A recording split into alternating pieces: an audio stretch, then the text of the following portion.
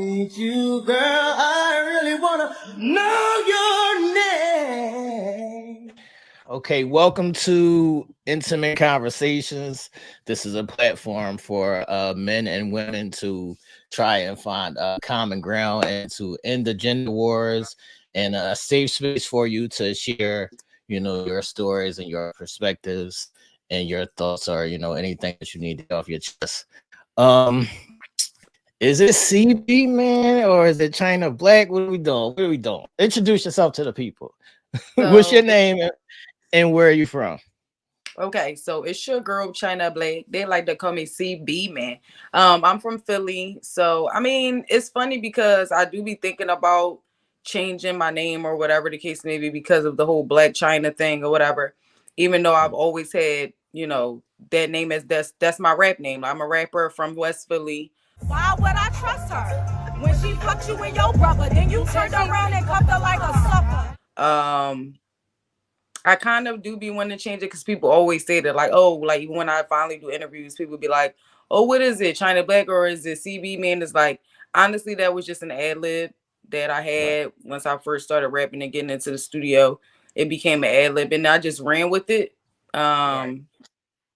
But yes, but whether you say Chyna Blakk, CB, man, gotta be with it no matter what. So I can dig it. So how old are you? I'm in my 30s.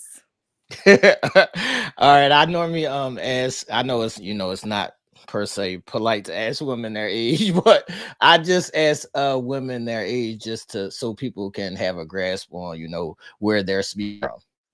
Okay, so I'm in my early 30s. Can I say that? Because this year I'm turning 30 again. I'm turning 30 again, so we're just gonna go in my early 30s. All right, that's cool. So we haven't like never met in person, but we've been like I'm gonna say like Instagram or like YouTube and like social media friends or whatever. But definitely. You don't know that I know GB's like damn near family.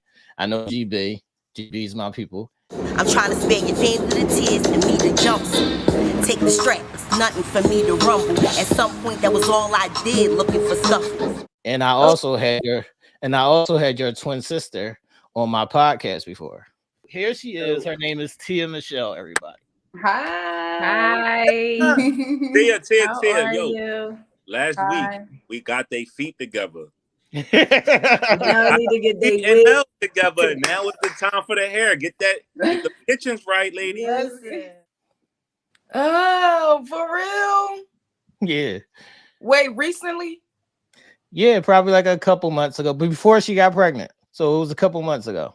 Yes. Yay, my sis. I've probably seen the interview and everything and didn't even put two and two together. That's awesome. Yay. Right. So I want to start on your beginning of your journey. So you're a twin. First and foremost, how do you like being a twin? And did you ever think about it would be nice for me to have twins? Like it was something I always was like, damn, I would love to have twins. How do you feel being a twin?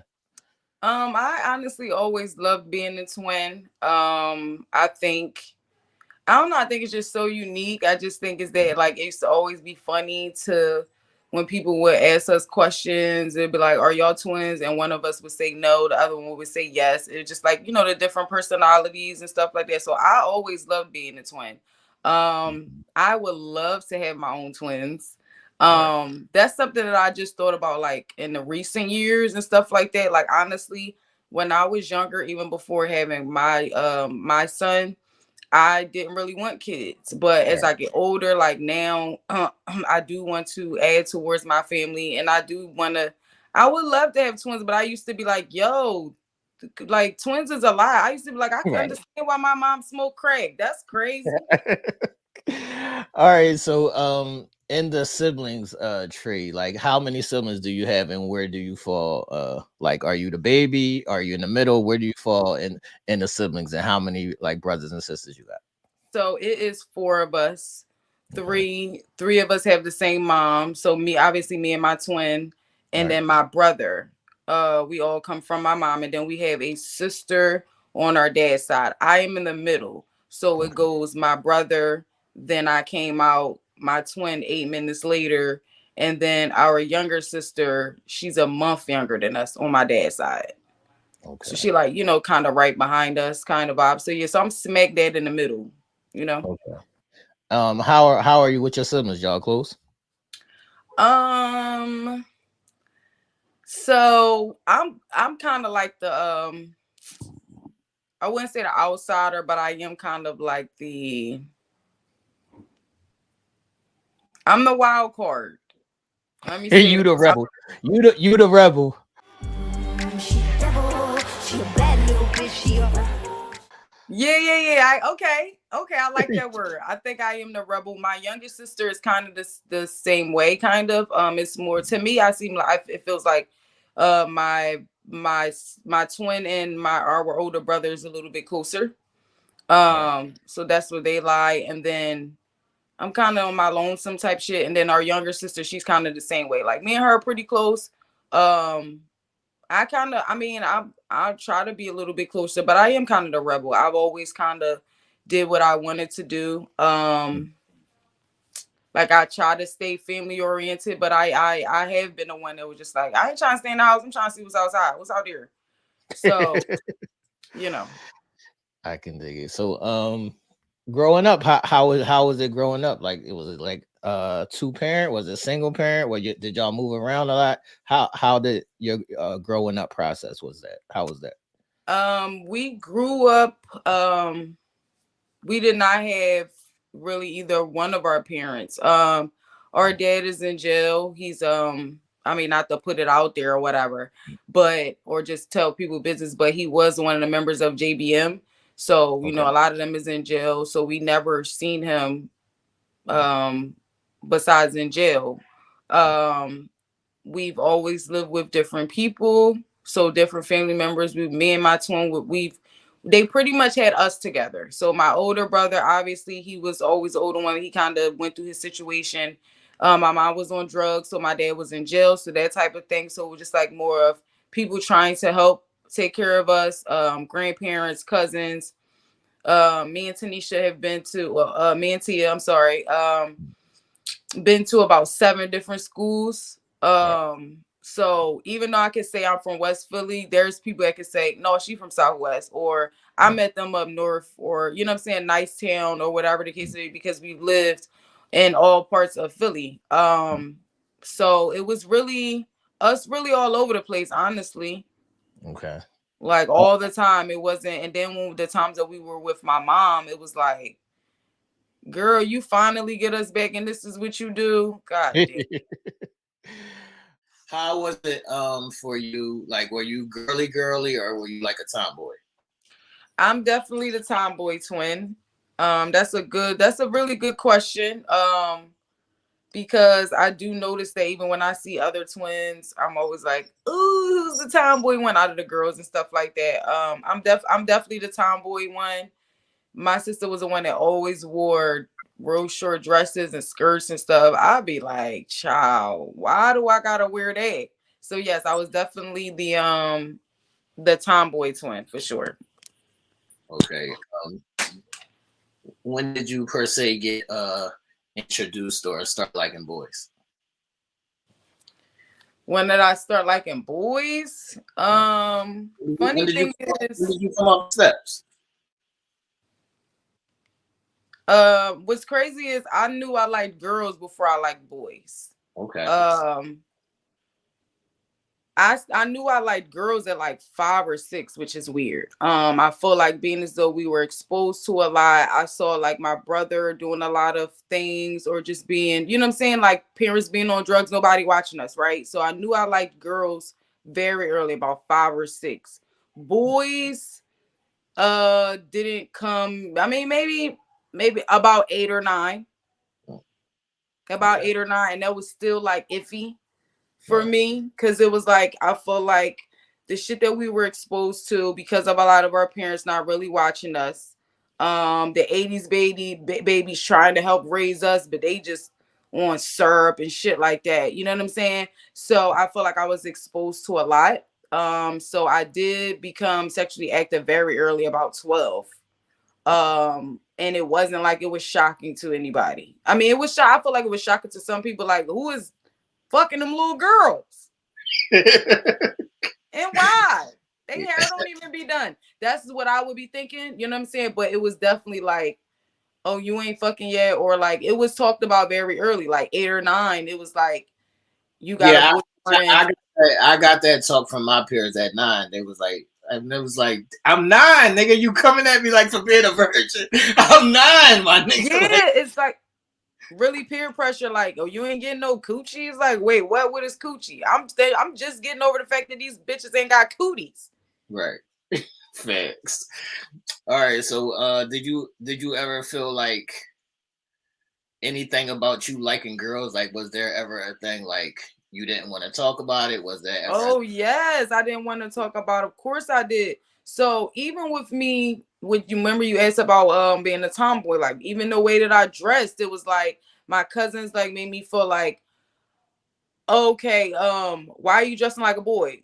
Or you know they say one twin is always gonna be gay. You the gay one? You know what I'm saying? It was like, wait a minute, what? Like, of course I did. Now it was also so the way it is today, right. The acceptance of it and how it's just out there. And you know, kudos to that situation. There's been changes made, and you know, I agree with certain things, but it wasn't accepted. It was not. It was like you had one gay cousin that everybody disowned and shit like that. And that's what it was being compared to. It was like, oh, you gay like such and such, you gonna be gay like such and such. It was like, oh, you know what I'm saying? So of course I felt like a lot of people knew, like it was girls trying to holler at me that we knew that was gay in school. And I never like gave, to me, I never showed signs. Like I never tried to talk to other females or nothing, but them, they be knowing. Right. They like, what's up with that twin? What's up with that one? All right. Can you dispel a myth that has always been around about girls and guys? So since you said you like both, okay, are girls better actually at giving oral? No. In my experience, I've had some girls that was like, girl, I'm gonna keep you. You know what I'm saying? But in my experience, I've had, okay. What I can say is, in my era, 90s, 2000s, this is from just my experience. I can't, and then just this is my area of Philadelphia from what I've seen. Right. The guys in my age bracket was not doing it, right? Right. In my opinion. Right. But we also, at my age bracket, was not talking to niggas our age either. Right. So I did experience older guys that did it, but then I experienced older guys that just did not do it. You know what I'm saying? They were closer towards my age. Right. So to me, my experience, no, because I've had some females that was like, what are you doing? And a lot of females, even my age, we don't even know how our bodies work. Right. Like a lot of the females that are in my age bracket have never had an orgasm. They don't even know, they don't even masturbate. They think it's icky and shit like that. So I think it depends on your, you know what I'm saying, your experience and your neighborhoods and stuff like that. Like I said, for me, I can only speak on my own experiences. I think that that's bullshit. I think people be exaggerating. I think that what happens is we fuck around and mess with our girlfriends and all of that when we have drunk nights because our niggas aren't eating our pussy. So it's like, bitch, if I eat your pussy in Miami one night, we ain't even gotta tell nobody, girl. Your nigga ain't doing it, so he ain't get, them niggas don't know the difference when we mess with other men anyway. So you, they damn sure ain't gonna know. Mm-hmm. Y'all do know. I'm not gonna say that. If you really know your partner, you gonna know. Cause I've gotten caught up. Go, my bad. Go ahead, Ted. you good. All right. So what do you think about love? Like how many times have you been in love? And how do you know that you're in love? Oh wow.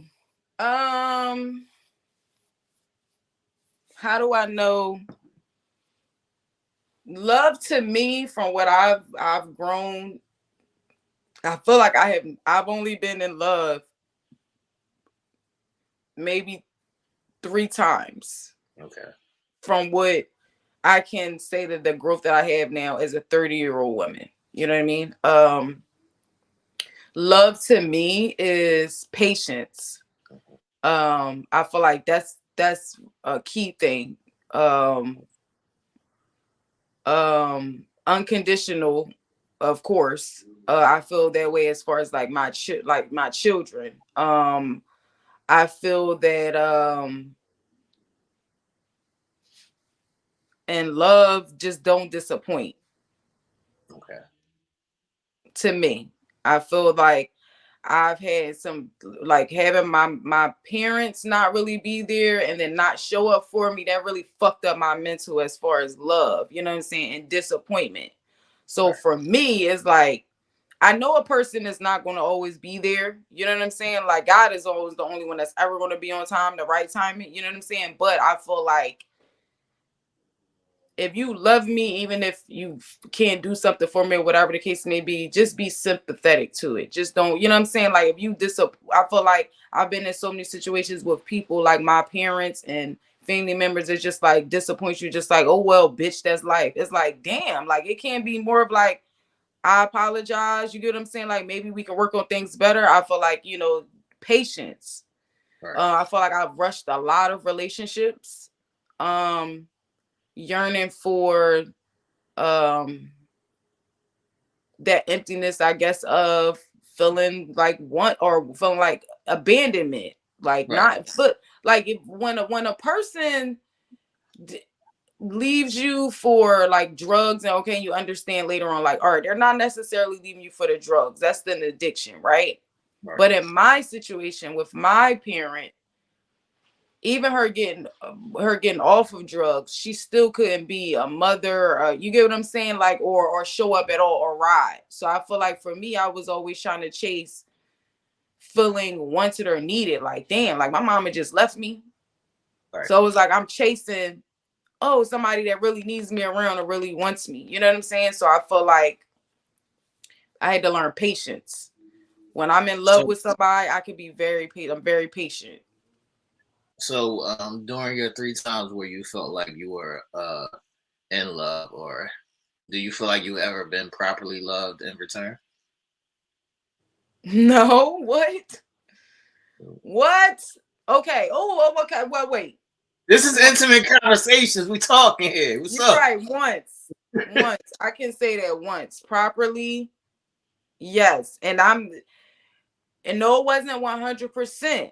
Right. But that man gave me 80%. I can say that he gave me 80% because he showed up every time, even if he might have been covering up a lie for some years, but for whatever, he made me feel like I was protected as long, you know what I'm saying? Like what I can definitely say that because he loved me, and the way that he put me on a pedestal, and the way that he saw my worth, I didn't fucking see it.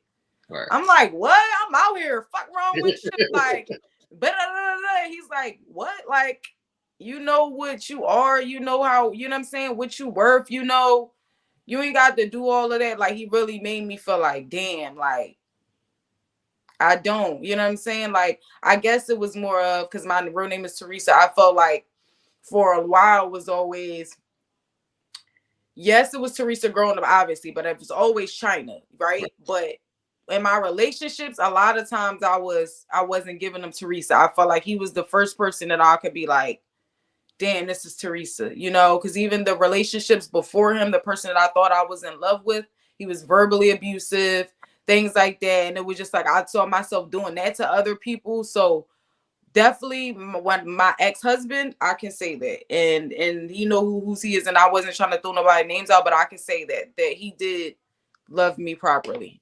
80% of that time. All right, we spoke about children a little bit earlier. How many kids you got total? So I have one child that I birthed. Okay. And I do have a stepchild, even though we are means that are no longer together. Right. I still consider that my child. I had him long enough to be like, that's my son. Right. And how many you want to have? Or are you done? I want to have another. If I have 2 more, that's fine. But I do want to add you know. Okay. Before I get too old. I don't know what's too old to have a child now, but I don't want to be 40. Right. Having my second child either. So I do want to kind of have one in the next few years or so. All right. So do you feel like you know yourself, or do you feel like you're still growing and learning yourself? I'm definitely growing, still learning myself. I feel like 30s is different. Right. When people say that, baby, these 30s are definitely different. I can say that this year specifically, was one of the best years of my life. Okay. Adult years, probably. I mean, I can't count childhood years because, like, bitch, you ain't no child, you're an adult now. You know what I'm saying? But, like, yeah, this is one of the best years I've had in my life. This is one of the years where I lost so much last year, and the way that I got it back this year, the way that I meditate these days, the way that I sit and self-evaluate is totally different. And I'm no longer just like trying to smoke weed all day, trying to just like, you know what I'm saying, suppress some shit. This is I'm definitely growing. I'm still growing. I'm still learning. And it's amazing because I feel like when you really start learning yourself and taking accountability and doing, self-evaluation, you really can get past a lot of shit that you're dealing with, and here that a lot of people don't know about.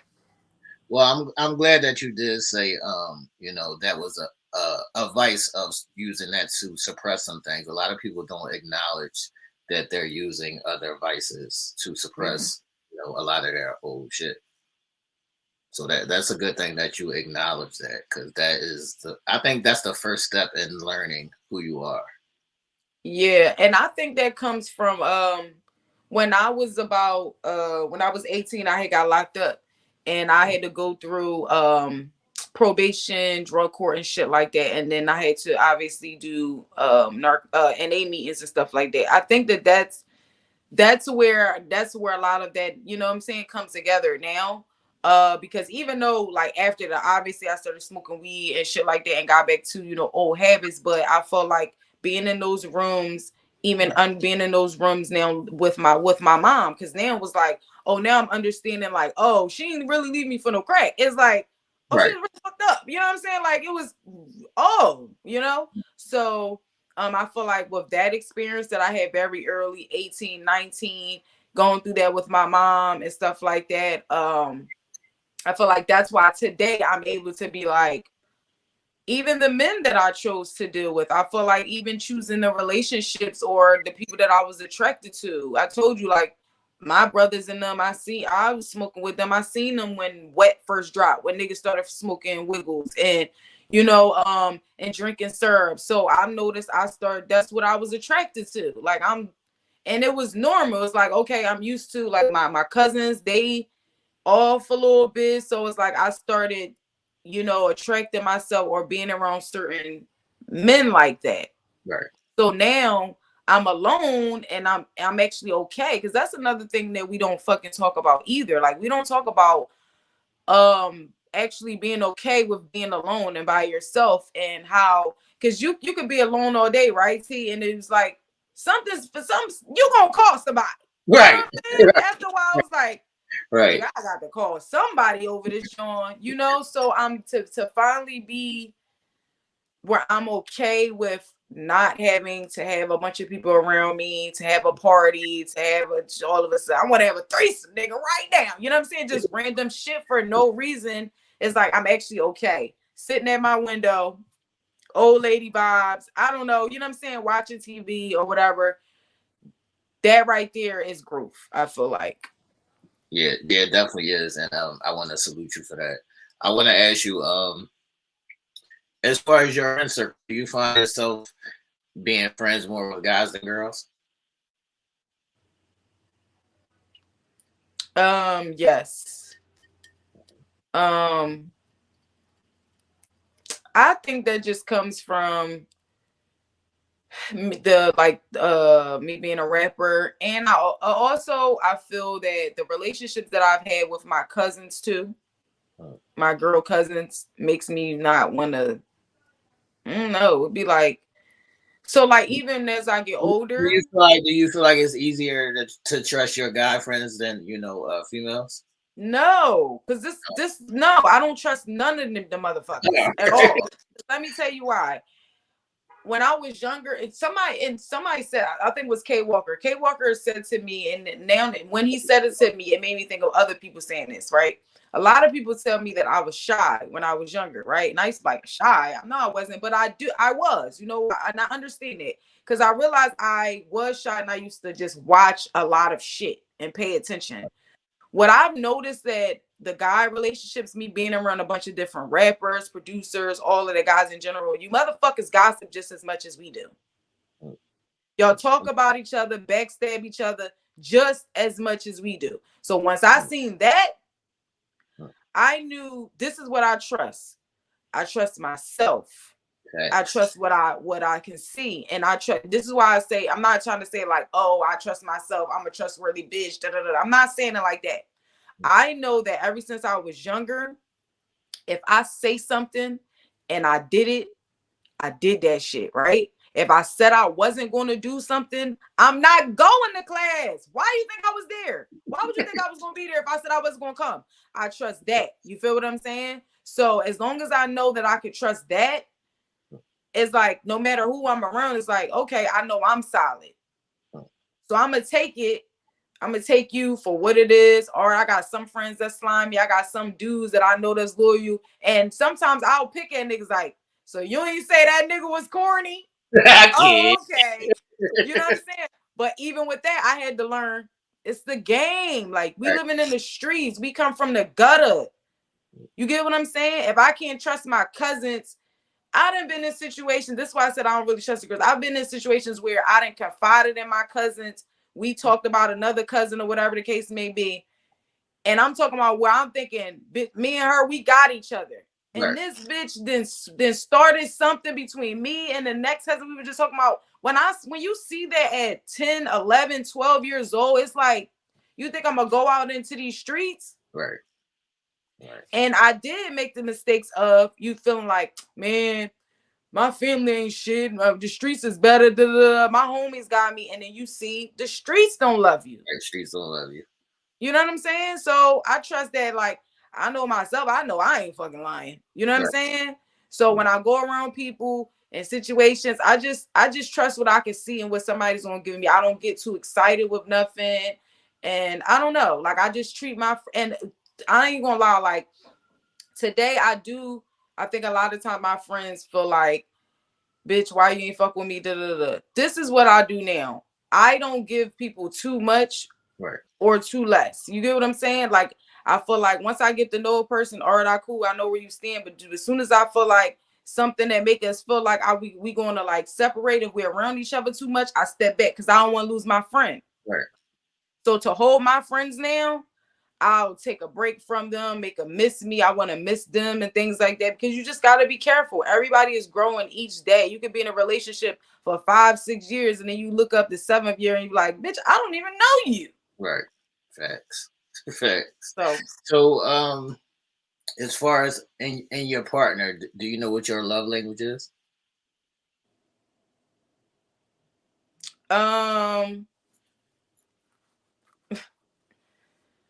My love language is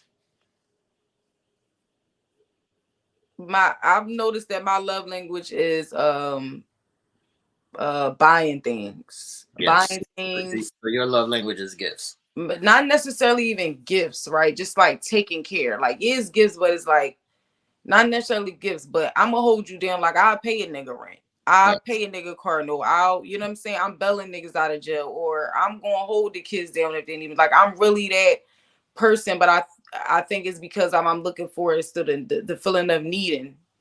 Right. You know what I mean? Right. So I've been in relationships where I don't feel like it has to necessarily be, oh, somebody is taking care of me 100%. So yeah, it is more of gifts. It's more of like, I'm feeding everybody. But yes, it is money. I can say it's money. So what is your love language in return? Like, what makes you feel love? What makes me feel love is support as far as me. Like I want to feel I'm a free spirit. It's weird, right? It's to me, I feel like it's weird because I don't mind being in a relationship and I don't mind being submissive and stuff like that, but I'm a very free person and I sometimes I move with the wind. Right. And with the music that like I love to do music, I love to do acting and stuff like that. I just want to feel free. Sometimes I don't want to be bothered. So love language for me is supporting me. Right. Support me wanting to do what the fuck I want to do. Right. So do you think that men are or the men that you've come across, do you think that they're possessive or controlling?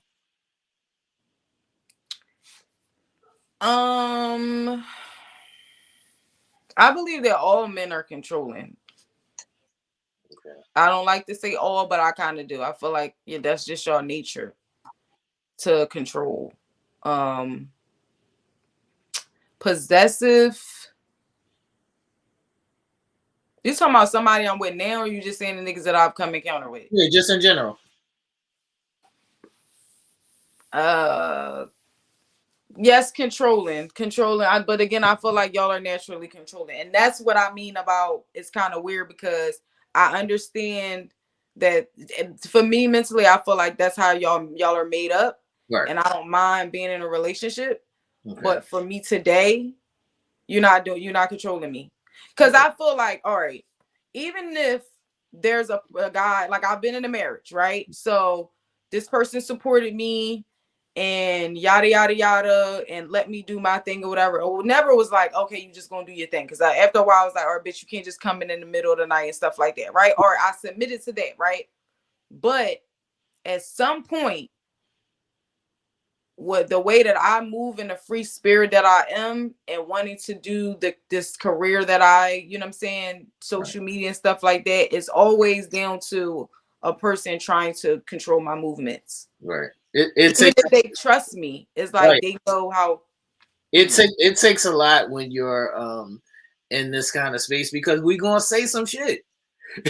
we gonna say some shit, and your person doesn't understand the context, or they might think that you're directly talking about them. And it's like, no, I'm just talking. Or if it's like, are you flirting with them? Right. Or if I'm not shutting down a comment a certain way, or it's just like, I ain't got time for this shit. You know what I'm saying? And I even understand it with the guys and dealing with females that feel that way. Like, why the fuck is you doing all of that with them on it? You know what I'm saying? It's hard to be in a relationship with what we do today. Times have changed. Social media, everything that we do, even what we're doing right now, is totally different from back in the day. So I feel like with this career, I gotta have somebody that's just going to be okay with me just doing me. Facts. All right. I wanna, this is gonna be a 2-part question. I wanna know, what do you think is the number one thing to you that men do wrong, just in general, and what do they do wrong in the bedroom? Okay, in general.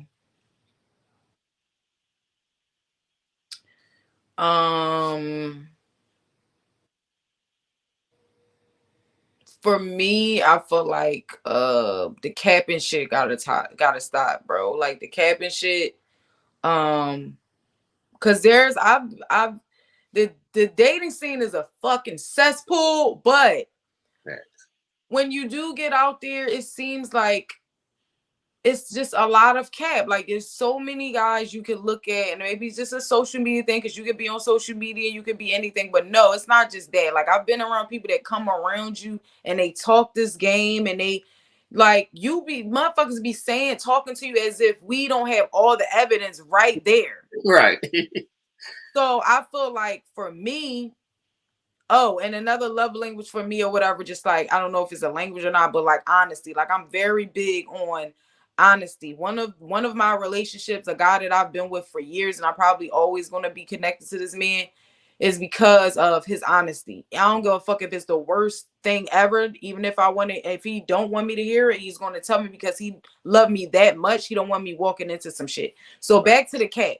The problem, I've had a situation where this dude, I'm talking about, he was so fine, modeling, rapping, singing, all of that on paper. It's like, okay.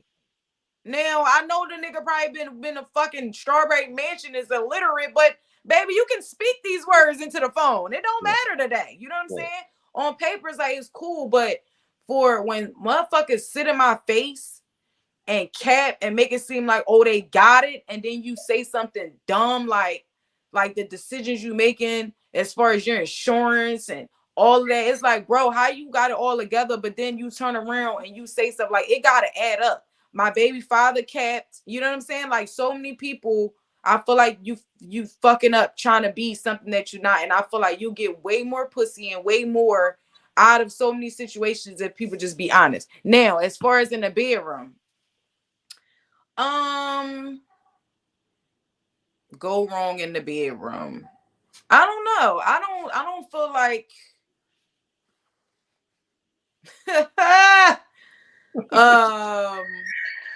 like, do you feel like sometimes they might be too anxious? Sometimes they might not know how to catch the rhythm.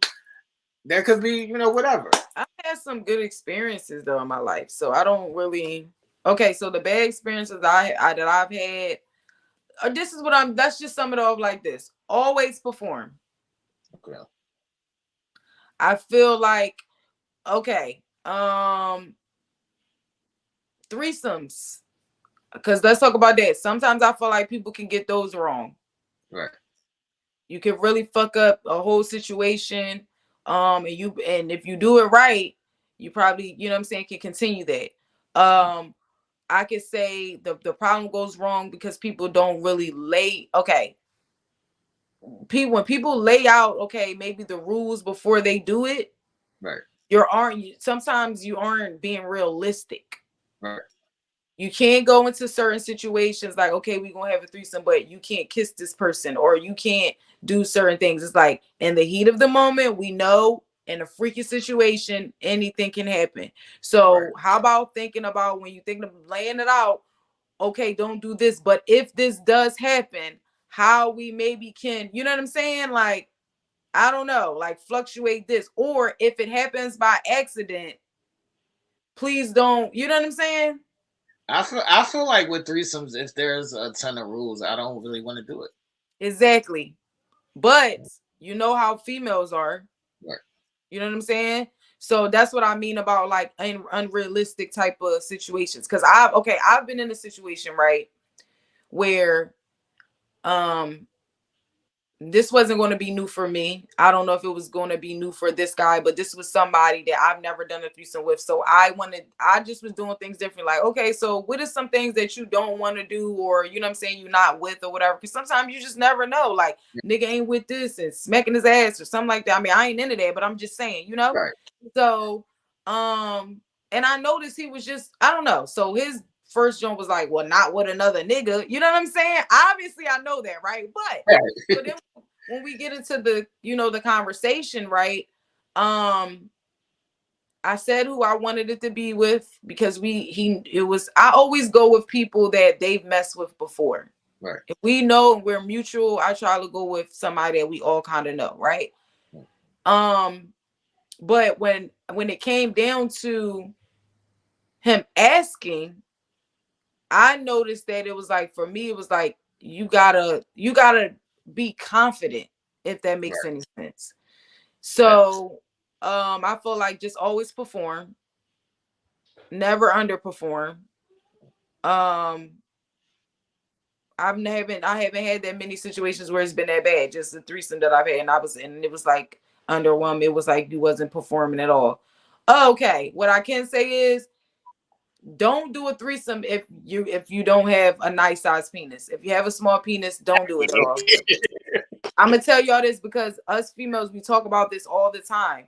Even if you have gotten it done, if you finished or whatever the case may be, know that when that fucking conversation happens with the next bitch and they say, yeah, well, I had a threesome, but his dick wasn't big, girl. That's what we saying to y'all.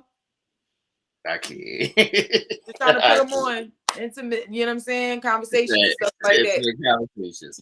All right. Last two questions. Okay. What is the best and the worst thing that has ever happened to you? I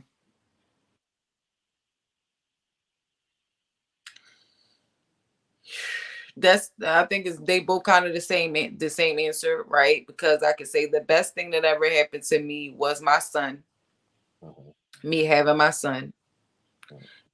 And the worst thing was losing my son last year. Losing not the same son, but having a stillborn. That was the worst thing that ever happened to me. So as far as having my son, because I went through so much. Like his dad was abusive. I was very young.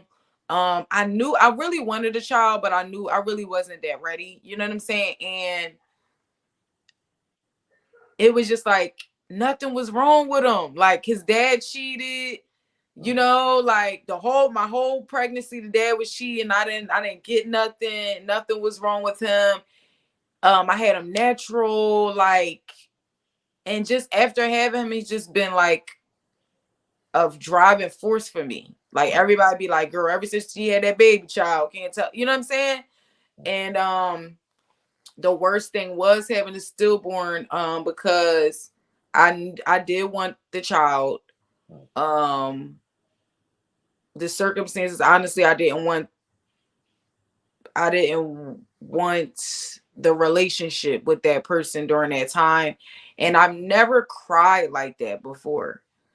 I've been around other women that have lost their children, and that I cry was the same. So to hear it from other women and like have nightmares from it, and then go through it and have nightmares, was like, and my pain, I know is not like Gilly's pain. Right. And you know what I'm saying, and Cheese's mom's pain, and I'm only saying, and other moms who have lost their children when they are adults, right? But I did have to had to push out a child, right? And I couldn't give him CPR.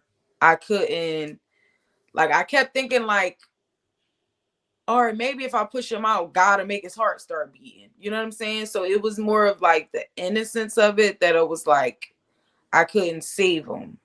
Okay. So, and I didn't know how it was going to affect me. Like, even it's almost the anniversary, December 29th. And each day I'm crying more and more, even seeing a bunch of things, and I didn't know how it was going to affect me. But I don't know. I think it's bringing me closer towards my son that's here too, to be able to appreciate him, and to be able to be like, I don't know. This is a great year for me. Even though I lost my son last year, this is the first year where I've actually felt like, damn. I mean, maybe it was some type of sacrifice. Maybe it was some type of, I know we talk about like Illuminati type of shit sacrifices, but we sacrifice things throughout our lives. You know what I'm saying? Every day, you know what I'm saying? So I do feel like maybe it was, one of my friends told me that his death was a rebirth for me, you know, and my future, and whatever God has planned for me and my first son. So I don't know. Right. Like I don't look at it in terms of a sacrifice. I look at it in terms of what you using that energy for. So are you using that energy to be better, or is that energy motivating you, you know, in different directions, or is that energy sapping the life out of you? So that's yeah, because that does that to people. Right. Like, I think that if I didn't have my first son, like I said, nothing happened. Yo, like, that was what was crazy. So like, even losing my son last year, I was due in February. Right. All the tests was fine. This was a regular checkup. It was just, I knew something was off because I wasn't gaining no weight. It was just certain things like I kind of knew. I think the dog knew, because the dog just kept doing weird shit, and you know that they be knowing or whatever. But like I said, nothing was wrong even with this child. So for me to go there and then it's hard to stop the autopsy is inconclusive, all of that type of stuff. But I feel like those women that their first child was a stillborn or something, it's like, bro, like, oh my God. You know what I'm saying? Like, I don't like Zion. My son is the one that was like, come on, mom, like, go cook. Like, I was super depressed. I was like, you couldn't tell me it wasn't my fault. Like, every parent is going to blame themselves. Okay. That's so hard to move on from. So I take my hat off to those parents that actually, you know what I'm saying? Because even my son was like, you can have another baby, mom. Like, you know what I'm saying? But it's still like, nigga, though. Like, but I was carrying it. It was moving. Like, I get what you're saying, son. I know I'm a woman. Right. But, you know. There's a lot. Yeah. I want another. I want to try again. I do feel like, honestly, that right there, you know how you be like, all right, you know it's a guy. You know that there's God. But then there's certain situations, and say you might have almost got hit by a fucking tractor trailer, and you was like, shit, nigga, that's God. Right. Losing my child, and just, I'm telling you, a regular checkup, and then they just say, okay, you about to have it's a stillborn. That made me feel like there's definitely a God, because just like that, he took life away from me. Right. Just like that. There were certain things that I said, like I said, I didn't really care. I was I was done with the relationship. We was trying to repair it. I got pregnant. You get what I'm saying? And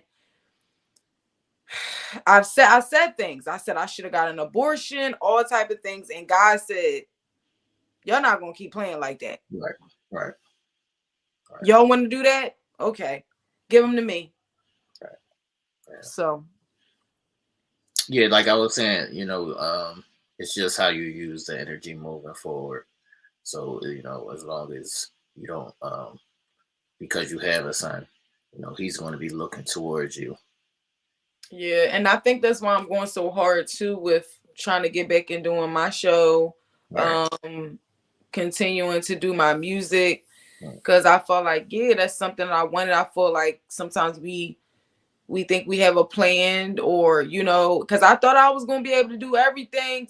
I thought I was gonna be doing videos. I thought I was gonna be out here. I thought I was gonna be doing these events in the studio, having the baby. It didn't even matter, and it was like I felt like I was like, all right, now I'm giving you this opportunity. Again, you gotta go full throttle. You got it, baby girl. You don't really need nobody else. Because I was feeling like that too. Like I said, that support thing. I always felt like I need somebody rooting me on and shit, and feeling like, go Chyna, you are good. And I always needed that, you know what I'm saying, that acceptance, or that Yeah, a lot of women do get trapped up in that because they have abandonment issues. They get trapped up in guys just so they can say they have somebody. Like, no, you got somebody, but you ain't really got somebody. Like, he don't really got you. Yeah, you don't. Because I do feel like, yeah, love is okay too. And it's really good to love people. But I can't pay my bills on love, baby. Like, I can't, you know what I'm saying? I do feel that I'm not trying to shit on the whole generation, but a lot of the 80s babies are just certain people that certain areas that was being raised. A lot of these guys, they don't go as hard as we do.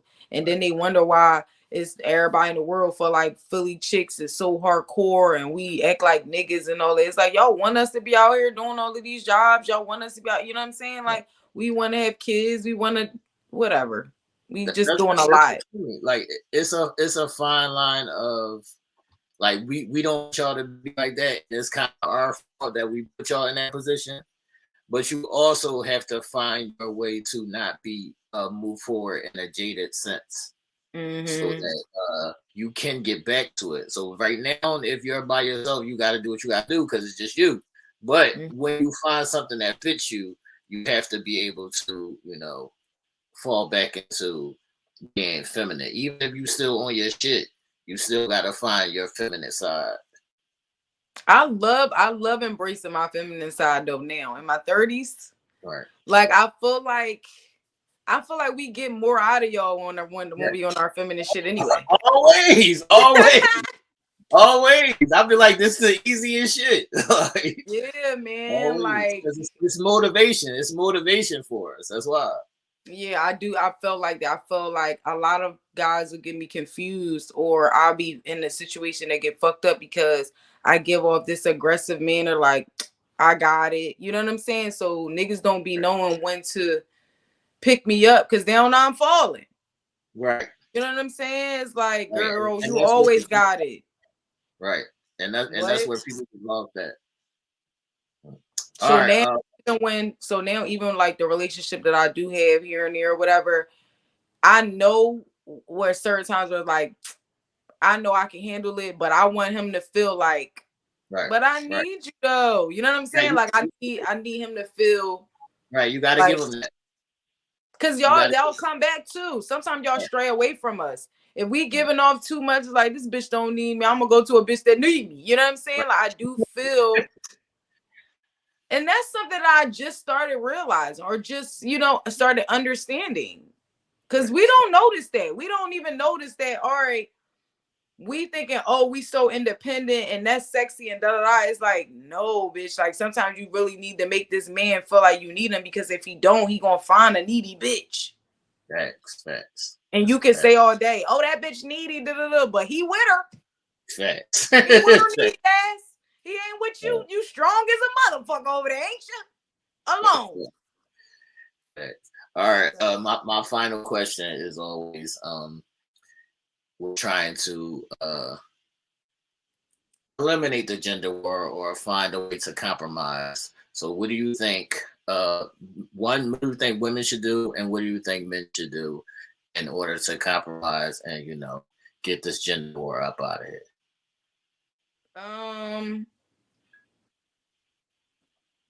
I think just listening to understand more on both sides. I do feel that as cliche as it sounds, like communication is really key.